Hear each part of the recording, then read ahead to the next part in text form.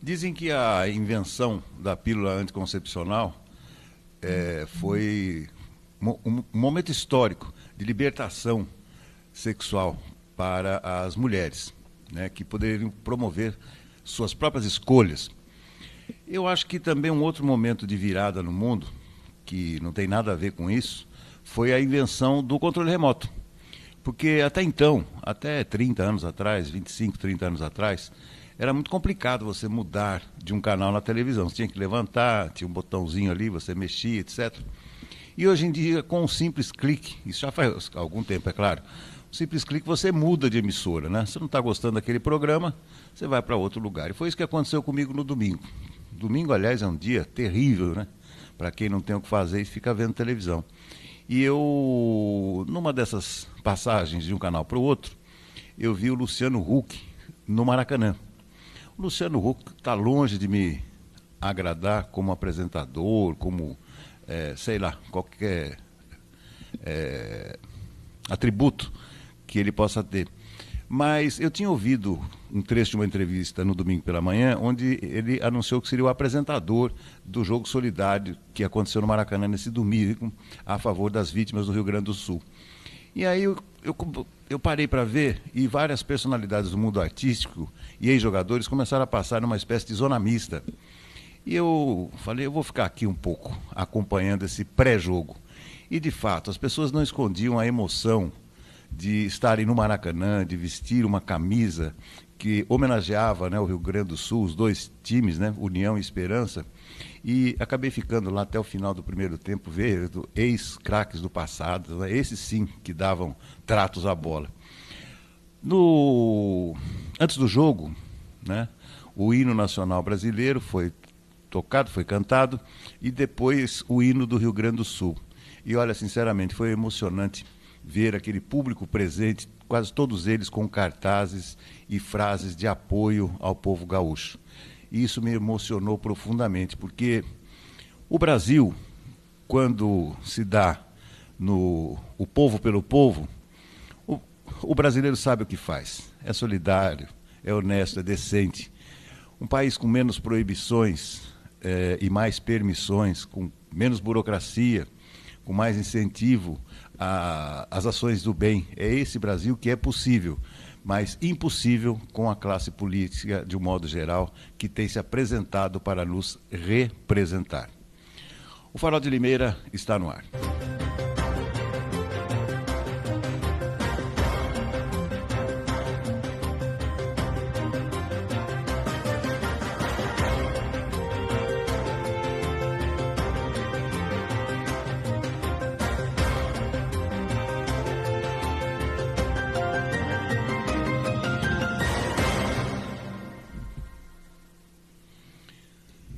Muito bem, 28 de maio, terça-feira, o ano é 2024. A partir de agora, mais uma edição do nosso Farol de Limeira e eu faço contato imediatamente com José Antônio Encinas, que já está conectado aqui no Farol.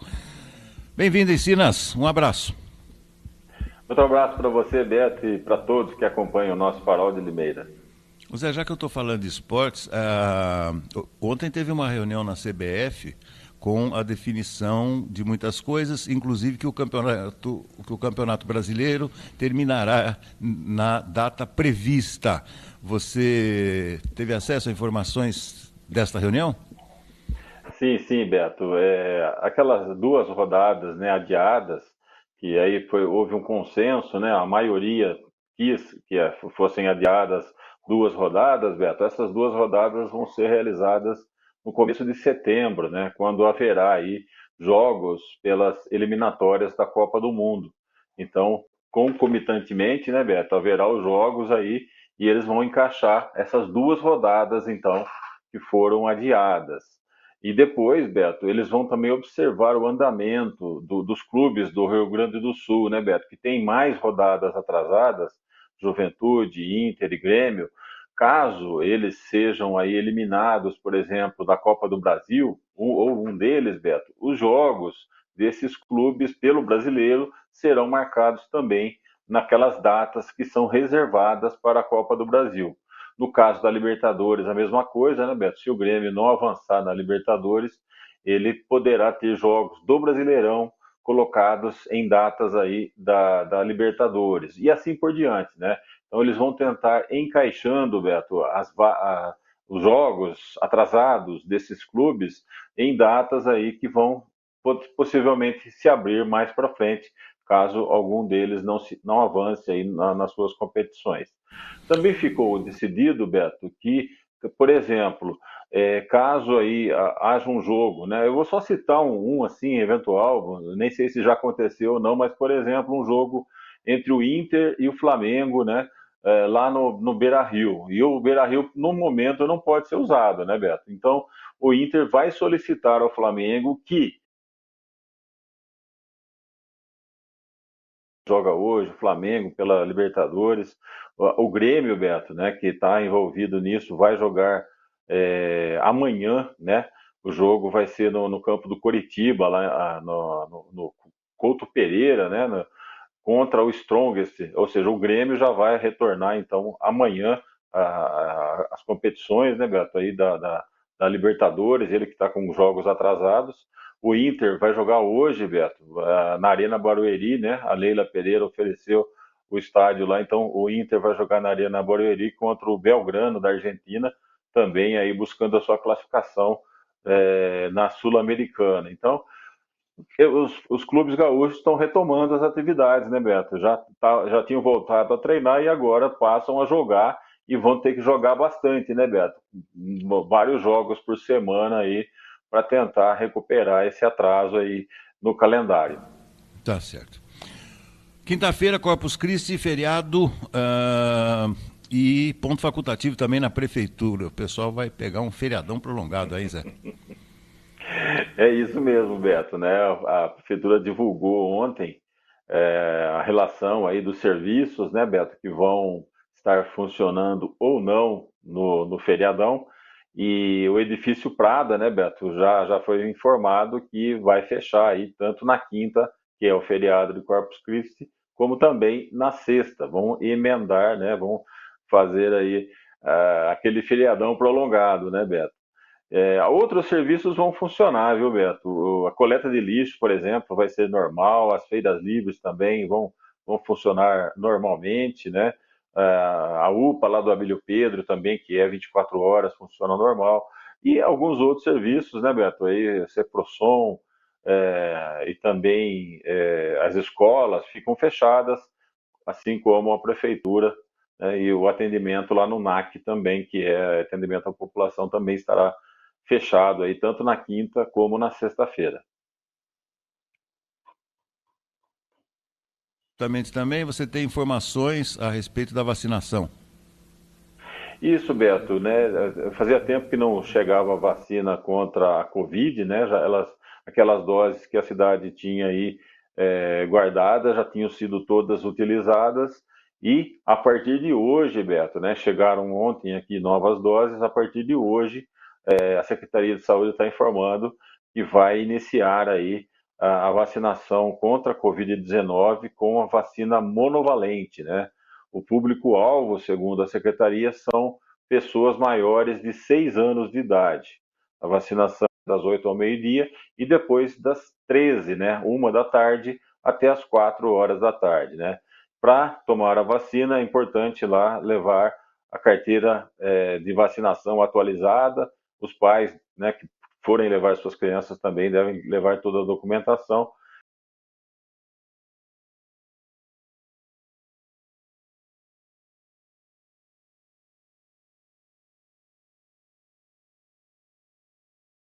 Abraço, Beto, um abraço a todos que nos acompanham por aqui nessa terça-feira, né? Quase encerrando praticamente a semana, pois vamos ter o feriadão na quinta-feira, né? É um dia gostoso, um solzinho bem preguiçoso e um clima melhor do que estava, aquele calorão, né? Para quem gosta um pouco do clima mais frio, está ótimo assim, né? Tá certo. Bom, tem alguns temas espinhosos para você analisar hoje. Eu vou começar exatamente com a divulgação feita pelo jornal O Globo dos gastos do Poder Judiciário. Imagine, Cláudio, e a quem nos acompanha, o Poder Judiciário brasileiro não tem limites para a gastança. Muito se fala que o governo gasta demais, mas o Poder Judiciário gastou 132 bilhões de reais no ano passado, superou, bateu o recorde de gasto. Claro que nesse gasto aí se inclui salário de servidores, de juízes, né, de modo geral, de ajudantes, estagiários. Mas o que me chamou a atenção, Cláudio, foi também investimento, compra de material. Você vai nos fóruns aí, em regra, né, você vê os computadores parecem da época do XP, né, do antigo XP, tudo sucateado. Então, a gente percebe nitidamente que deve haver um favorecimento para as altas cortes, né? Mas o Poder Judiciário em si, aqui nós tivemos a inauguração de um novo fórum, né, já faz algum tempo, mas, Cláudio, 132 bilhões de reais gastos do Judiciário, o equivalente a 1,5, 1,6 do PIB, quando na maioria dos países esse investimento é inferior a 1% do PIB, Cláudio. Olha, Beto, o Poder Judiciário brasileiro, levando-se em consideração também os proventos, né, os salários dos magistrados, desde a primeira instância até a mais alta corte, passando por todos os tribunais, e nós sabemos o quanto existem pelo Brasil todos, né, TRFs, TJ, STJ, Supremo, primeira, segunda, terceira instância, sempre foi gastão, Beto. Nós temos aí uma série de penduricalhos, por exemplo, nos salários dos magistrados, que vão do bolsa para estudo, né, dos filhos do próprio magistrado, até auxílio paletó, né, que é aquele dinheiro que o magistrado recebe para comprar os ternos, né, as suas vestimentas utilizadas no dia a dia. E a gente percebe que tanto o Ministério Público quanto o Poder Judiciário, todos eles têm obrigação de estarem sempre bem vestidos, com paletó, gravata, né? Mas o que assusta às vezes, Beto, é a compra de outros produtos, né? O Supremo, por exemplo, teve uma compra aí de uísque, vinhos, né? Alimentos de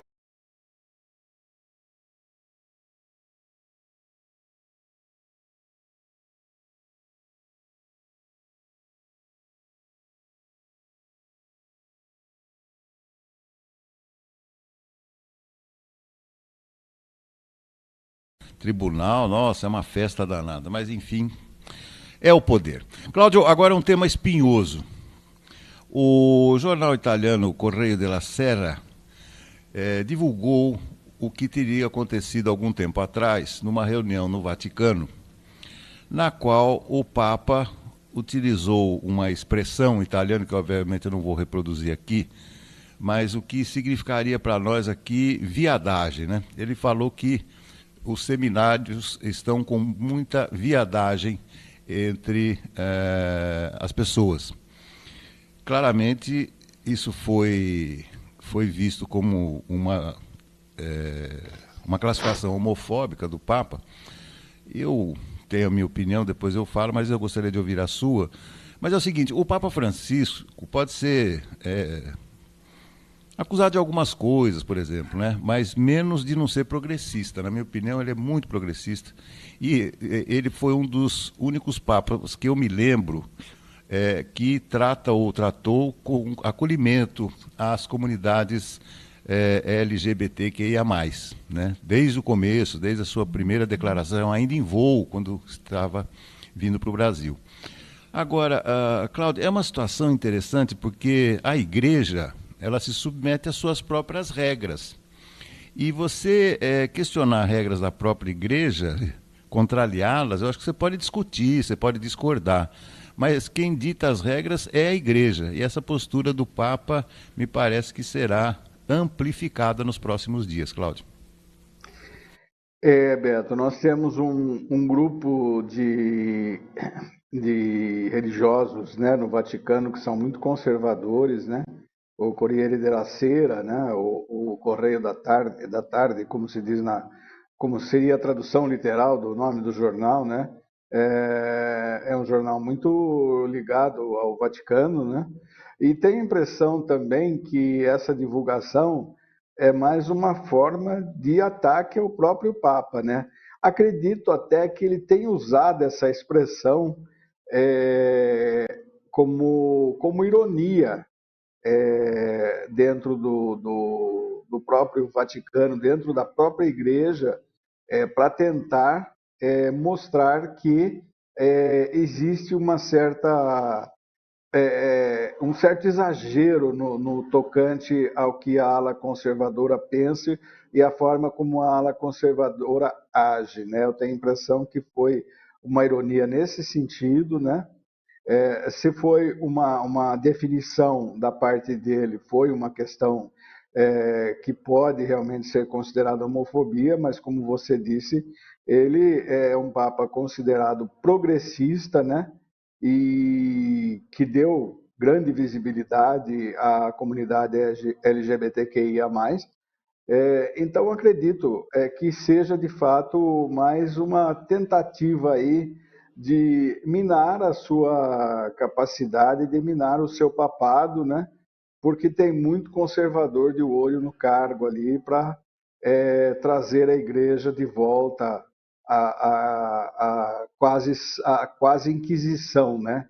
Que é como uma boa parte da igreja entende que deveria ser, né?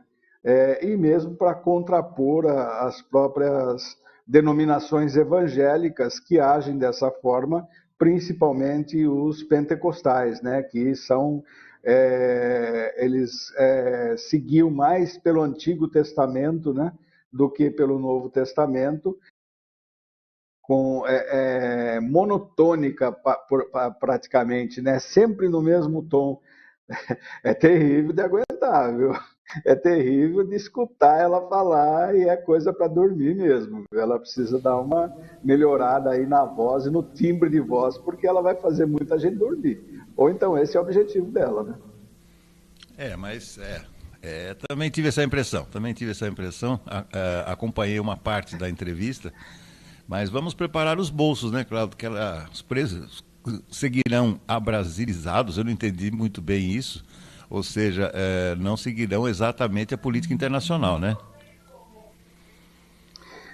Beto, aí não tem como, né, fazer uma modificação tão drástica dessa forma, né, de você não seguir o preço internacional, porque o petróleo dita aí, como commodities, né, ele dita aí os valores pelo próprio valor de cada barril de petróleo que é comercializado no mercado. E quem dita esse valor também é o próprio mercado, né? Então é difícil a gente entender, mas com certeza os preços não vão parar de subir, não, né? Não acredito que haverá uma redução como houve e que praticamente quase derrubou a Petrobras, né? Cláudio, vamos lá. Semaninha curta, feriado, quinta-feira. Amanhã a gente volta a conversar aqui no nosso Farol. Por enquanto, muitíssimo obrigado. Grande abraço, uma ótima terça-feira a todos e até amanhã.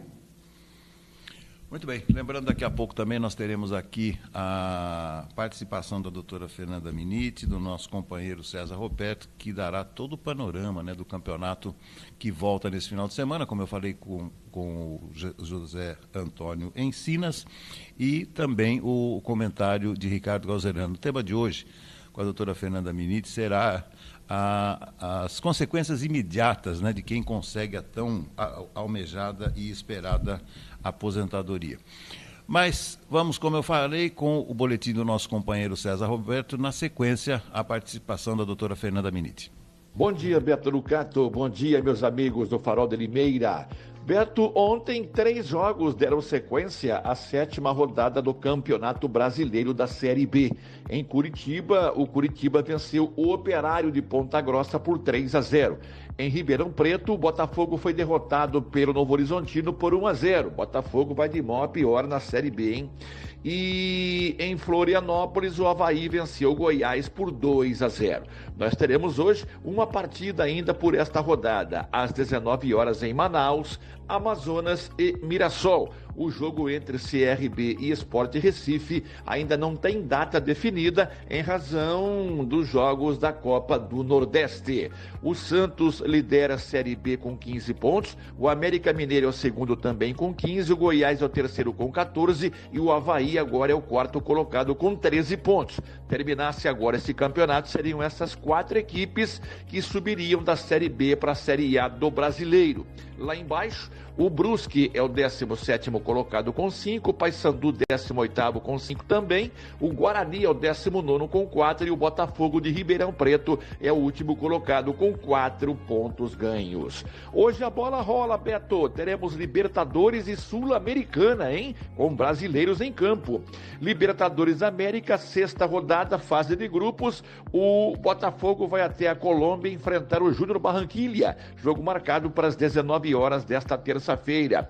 Teremos também a LDU enfrentando o Universitário do Peru no mesmo horário e o Atlético Mineiro também jogará às 19 horas desta terça contra o Caracas em Belo Horizonte. Além de Peñarol e Rosário Central no Uruguai, Flamengo e Milionários da Colômbia 9 da noite no Maracanã e o Bolívar da Bolívia enfrentando o Palestino do Chile lá na Bolívia. Sul-Americana, Beto, hoje, ai, hein? Nós teremos Argentino Júnior contra o Nacional do Uruguai, aliás, Nacional do Paraguai, desculpe. Argentino Júnior e Nacional do Paraguai às 19 horas.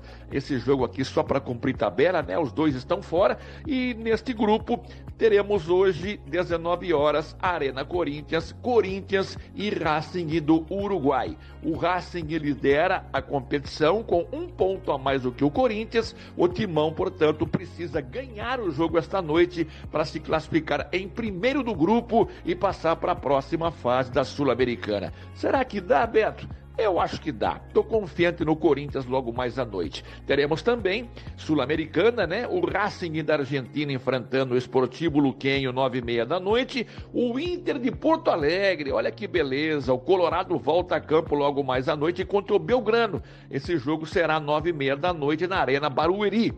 E o Delfim vai enfrentar a equipe do Real Tomayapo, 9h30 da noite. Falando em internacional, a CBF pode confirmar nos próximos dias que o Grenal do Campeonato Brasileiro seja disputado no estádio do Maracanã, em razão, né, do Beira-Rio e também da Arena Grêmio ainda estar passando por problemas em relação às enchentes lá no Rio Grande do Sul. É isso aí, Beto. Em relação ao futebol doméstico, a Inter se reapresentou agora pela manhã, está treinando neste exato momento no Limeirão, visando o jogo do próximo sábado, também aqui em Limeira, contra contra a Patrocinense de Minas Gerais. A Inter que vem fazendo uma boa campanha na Série D do Brasileiro, tanto é assim que lidera o seu grupo e praticamente já está classificada, né, para a próxima fase desta competição.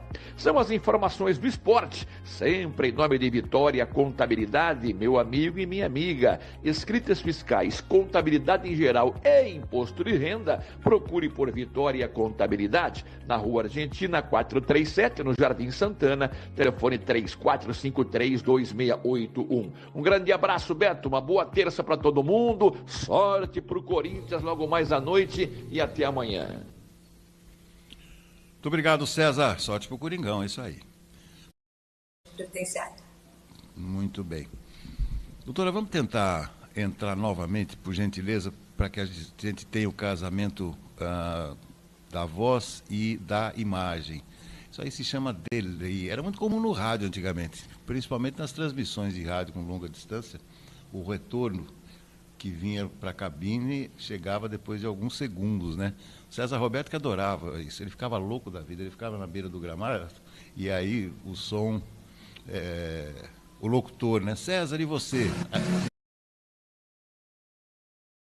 No caso do saque do FGTS, ele pode levantar o valor integral que esteja ali depositado, que ele não ainda não havia preenchido as hipóteses legais para saque. Quando a pessoa se aposenta, ela já preenche esse requisito para fazer o levantamento de todos os valores que estão ali depositados a título de FGTS.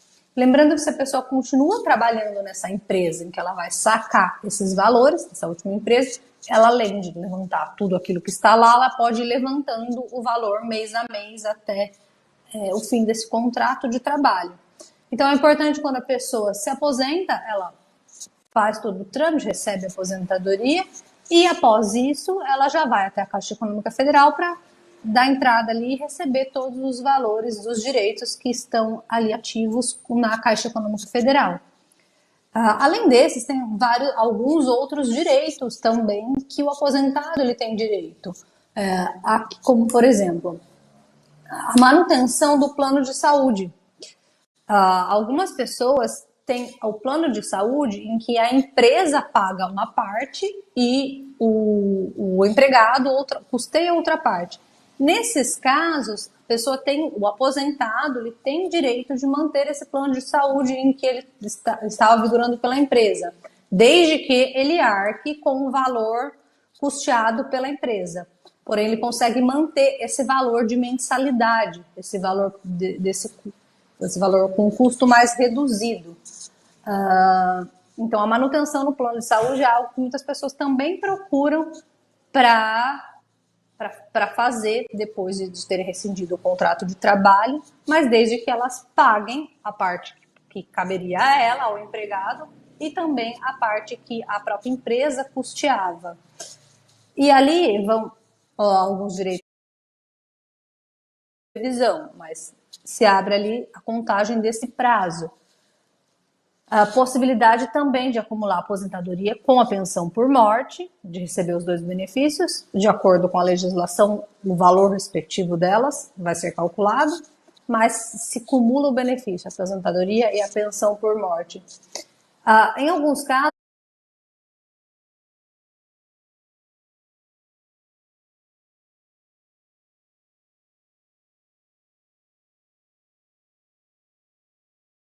ainda também.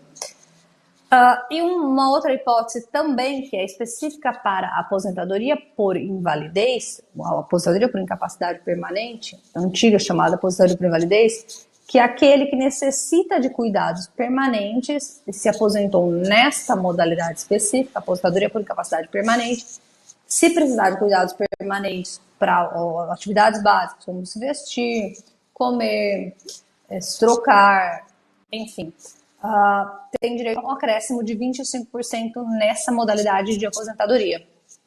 Então aqui surgem alguns direitos que vêm com a concessão da aposentadoria, e outros também pelo fato de se caracterizar uma pessoa nos moldes legais idosa. Doutora Fernanda, antes de passarmos para o campo das restrições, antigamente havia um conceito errôneo que uma pessoa, ao se aposentar, seria desligada automaticamente da empresa se ela estivesse trabalhando. Hoje a gente sabe que não, faz muito tempo. Uma dúvida, se ela sacar esse saldo do FGTS para efeito de indenização, caso ela venha a ser demitida pela empresa, esse saldo fica congelado no momento que ela sacou para efeito de indenização e multa, ou ele é zerado, doutora? Quando a pessoa saca o FGTS, isso não elimina a multa, não é zerado. Ela vai receber, se tiver as respectivas multas no momento da rescisão, no momento da dispensa. Perfeito. É isso aí. Ela vai receber exatamente o que ela receberia, a título legal. A única diferença é que ela vai poder sacar aquilo que já está ali, mas isso não vai tirar o direito dela de receber eventuais multas pela dispensa, ou de multa de 40%, ou enfim, as respectivas multas no momento se ocorrer uma dispensa ali sem justa causa. Perfeito. E uma outra questão, se essa pessoa continua trabalhando mesmo aposentada, numa empresa, por exemplo, numa empresa comum, CLT, né, e tal, digamos que ela tenha que se submeter a um afastamento. Normalmente a regra é que a empresa paga 15 dias e depois o INSS paga os outros. Como que funciona isso? O INSS terá que pagar por isso? Vamos lá, a pessoa aposentada, ela não sai em auxílio-doença, não é possível acumular a aposentadoria com auxílio por incapacidade temporária. Então, aqui ele não preenche mais a hipótese legal de afastamento depois de aposentado, porque não é possível acumular os dois, independente, não é possível acumular os dois. Então, aqui não vai nem a empresa pagar, nem o INSS conceder, porque ela não vai preencher esse requisito. Perfeito. Então, é aposentadoria pura e simples também. Exatamente. Outra coisa também que ela não tem o direito seria de acumular o seguro-desemprego com a aposentadoria. Então, os aposentados também não recebem ali o seguro-desemprego. Aproveitando até o gancho, o aposentado por invalidez, uma das outras restrições, ele não pode exercer atividade laborativa, então ele não pode voltar a trabalhar. Isso pode dar problema, inclusive, né, doutora? Ele pode cessar a aposentadoria, ele tem que devolver todos os valores recebidos por entender que ele tem ciência de que ele é proibido por lei de continuar trabalhando. Tanto o auxílio por incapacidade temporária, que é o antigo auxílio-doença, ou o auxílio por incapacidade permanente, que era chamada aposentadoria por invalidez. Nos dois casos, a vedação legal de continuar trabalhando.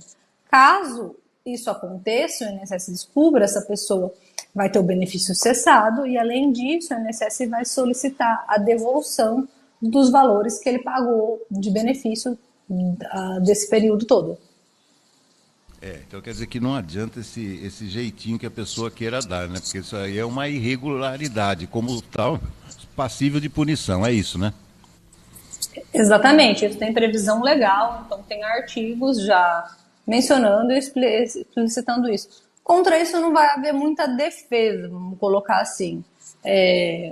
A pessoa vai dizer que estava passando por necessidade, enfim, a defesa financeira, mas é algo que já nasce ilegal, porque na concessão já vem até a observação de que essa pessoa ela não pode continuar trabalhando.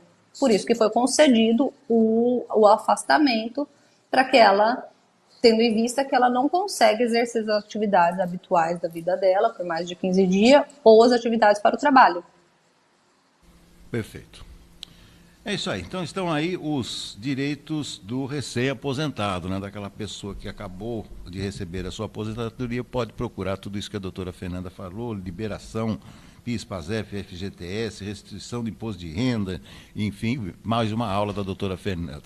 Mais uma vez, muitíssimo obrigado, doutora, uma ótima sequência de semana, um ótimo feriado e até semana que vem. Obrigada, eu que agradeço, ótima sequência para todo mundo, até mais. Rápido intervalo e depois a conclusão do programa com o Ricardo Galzerano. Eu volto amanhã às 10.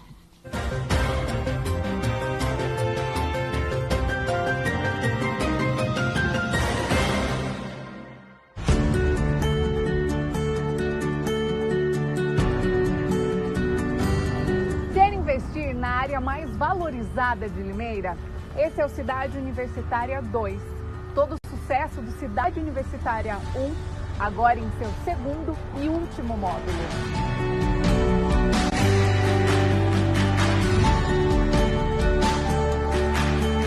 São lotes comerciais e residenciais a partir de 250 metros quadrados, com infraestrutura completa e ao lado da Unicamp.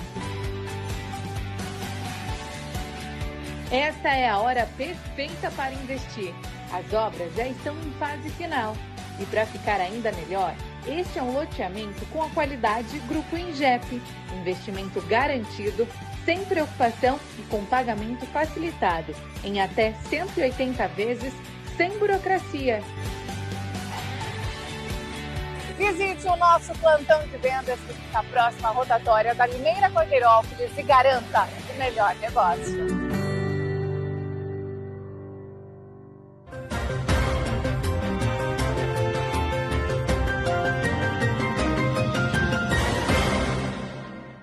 Eu vi ontem um vídeo de uma entrevista do ex-ministro Paulo Guedes, e ele citando como a esquerda está perdendo força popular no mundo todo, em países, claro, democráticos.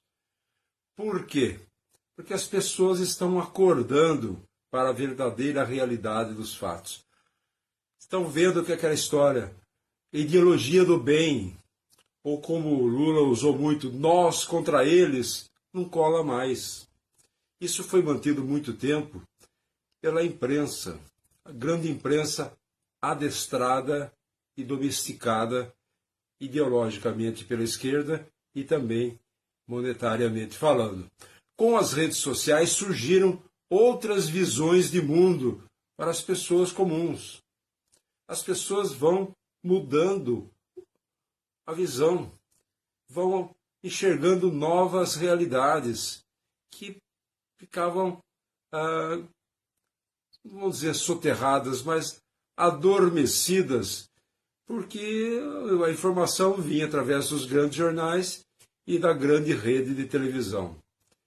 Hoje se sabe, se vê, que o modelo de esquerda, como o erro do governo Lula, não funciona.